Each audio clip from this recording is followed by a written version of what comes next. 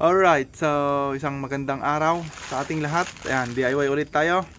Meron tayo ditong na-order na, ayan, air filter. Ayan, air filter para sa ating scooter. Ayan, ito. So, magpapalit tayo ng air filter. Ayan, game. So, ito, Suzuki Bergman Street na 125. Palit tayo ng air filter. Ayan. Gamit lang tayo ng ito, Phillips screw. Phillips screw.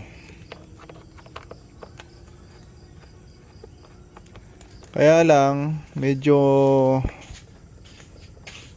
mayroong technical na problema dito sa pagtanggal ng cover ng air filter dito sa Suzuki Bergman, ano. Kita nyo ito. Meron pa siyang screw dito sa ilalim. Ayan, nandito. Kaya lang hindi natin may diretso na ganyan yung Phillips screw natin, yung pangtanggal tong screw driver. Kasi nga tukado. Tatama dito sa fairings na ito. Kaya kailangan nating tanggalin yung isang screw dito sa gilid and hilain natin ito. Ingat lang sa paghila. Yan. Wag lang masira. Tapos tanggalin natin dito.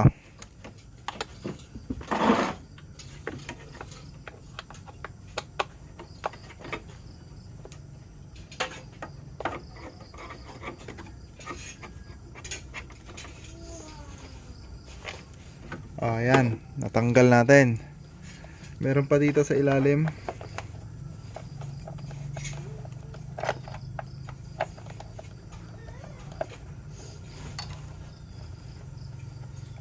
Okay. So pag natanggal natin yung mga screw, ayan, nakikita nyo ito. Meron siyang parang hook. Ayan, oh. Ayan. Iangat natin yan. Ganyan. Dalawa yan. Meron pa dito sa bandang loob, ayan. Iangat lang natin pag ganon. Tapos pag okay na, ayan, naiangat na natin ito. Pwede na natin tanggalin. Ayan. Okay. Tanggal. Pag natanggal na natin yung takip, pwede na natin tanggalin to. Actually may green pa. Pwede pa naman ito. Pero maglo long ride kasi tayo sa susunod na linggo. Kaya para maganda ang performance, palitan na natin ng mas bago. Itong gamit ko pala, ito mga class A lang po ito. Class A. Hindi siya yung genuine na galing sa Suzuki. Class A lang siya. So ito yung ipapalit natin. Ayan. Mura lang ito. May rubber pa na kasama and merong foam. Pero hindi na natin ilalagay, ano. Kasi originally wala naman talaga siyang foam. Yung original na nakalagay dito. Okay, so isalpak natin. Linisan muna natin sa loob.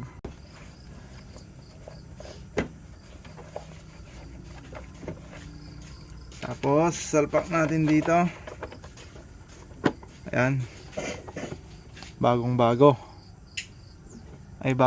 na siya. Okay, balik natin.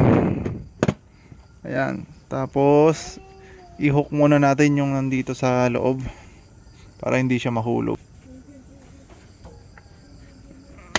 Ayan. Dalawa yan.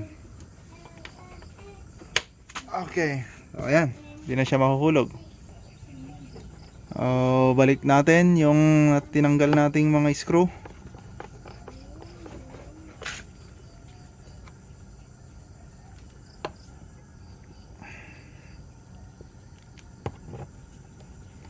Ayan. So dito, mas mahaba itong mga nandito sa cover ng air filter compared dito sa tinanggal natin dito. Yung para fairings, ganyan lang, oh. Ganyan kaliit yung fairings. Ito yung sa air filter. Malaki, mahaba.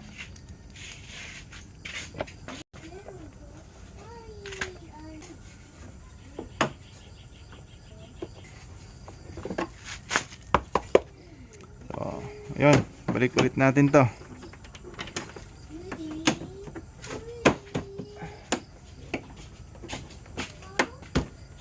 Okay. Kailangan talaga pag magtatanggal kayo ng air filter, kailangan talaga nating tanggalin tong screw dito sa fairings, side skirt nya. Alright. Sa mga owner ng Suzuki, Suzuki Bergman Street na 125, ayan. Ganun lang kasimple ang pagpalit ng air filter natin. Okay, kung tatanungin nyo kung gaano ko nagpapalit ng air filter ng Suzuki Bergman Street, ayan, halos dalawang beses sa isang taon. Ayan, so every 6 months mga ganon, pero depende as needed, ganon, mostly ganon.